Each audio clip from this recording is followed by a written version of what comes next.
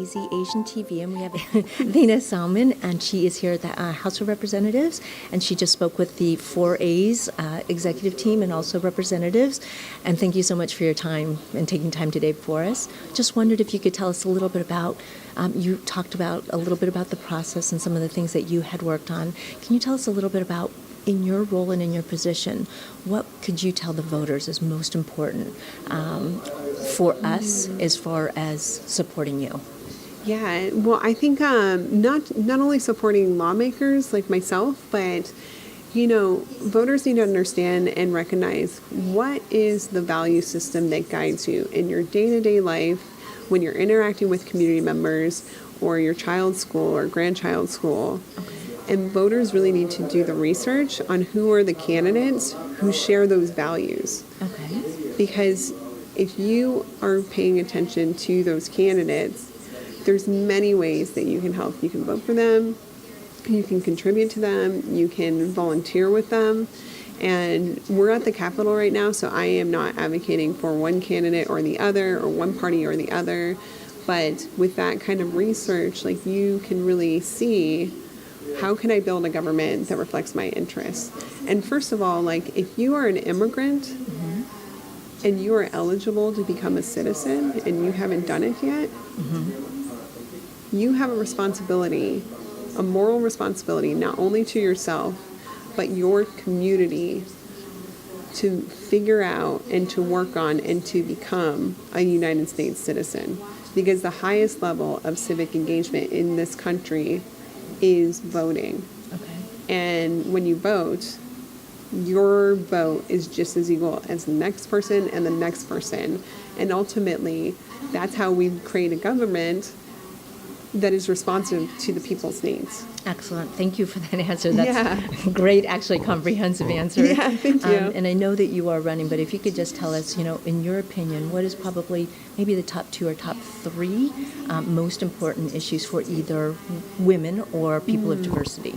Yes, that's a fantastic question.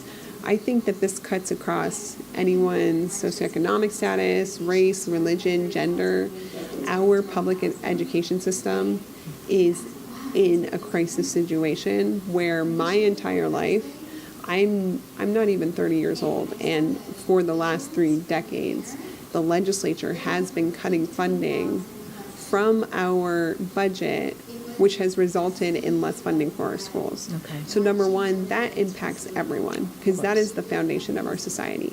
I would say one of the top issues for women in our state is we have, as a legislature, and this is partially because the majority of the people here are not women, although there's women who support policies that have created unnecessary burdens and restrictions on getting the reproductive health care that you need.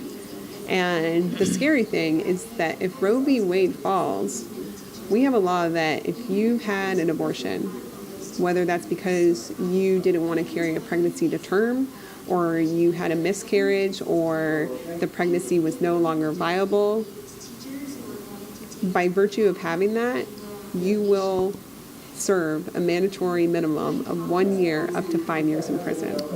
Wow. And with 1 in 4 women, 1 in 3 women possibly having had an abortion within her lifetime, we're talking about a pretty large segment of the female population that could be criminalized because of this. The other component that people don't know is if Roe v. Wade falls, it will become a misdemeanor not only to advertise or provide abortions in the state, but also to advertise or provide contraception. Goodness, wow. And I think that sounds like definitely consumers don't know, the public doesn't know. Yeah. They're looking at some of the future implications, but not really what the past is either.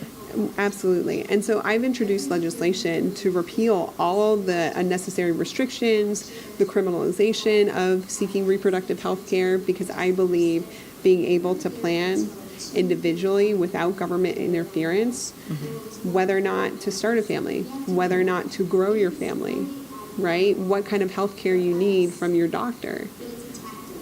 I've introduced legislation to ensure that the government doesn't get to interfere in that intimate relationship between you, your doctor, and whoever else you choose to bring into that decision, whether it's your faith, whether it's your intimate partner or your family.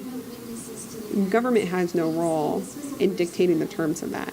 Unfortunately, the Republican majority decided not to give that bill a hearing, but the attempt is there to empower families and empower women with more choices. Wow. Well, it sounds like there is a lot on your plate, a lot on the public's plate, and being informed is the most important thing.